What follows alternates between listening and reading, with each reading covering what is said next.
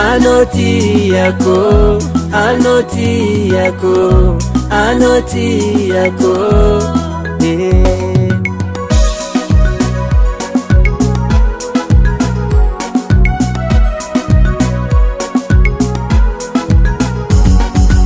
ya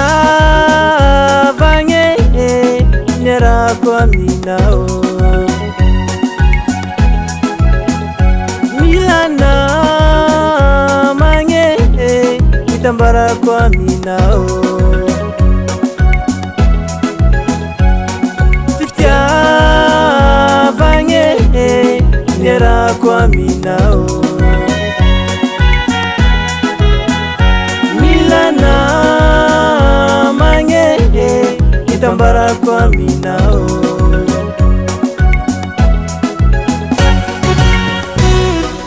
Azampi zalenge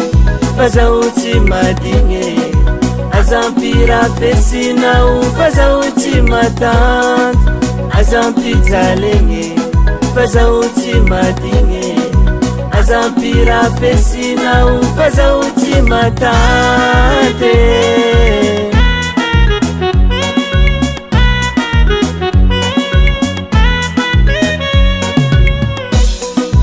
Azampi zalenge faza uchi madinge Azampira fesina faza uchi matant Azampi zalenge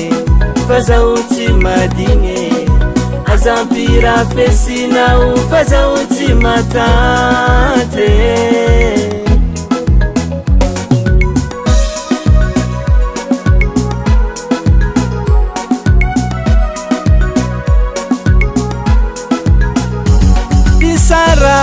Sarange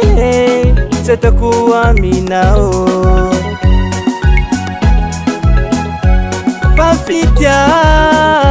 vange sichikilalao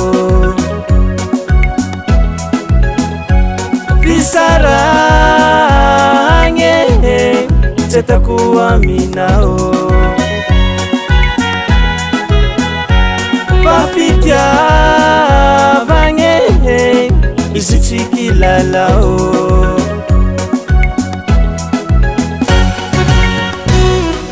Azampi zalenge faza uchi madinge Azampira fesina faza uchi matant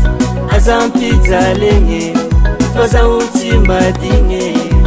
Azampira fesina faza uchi matante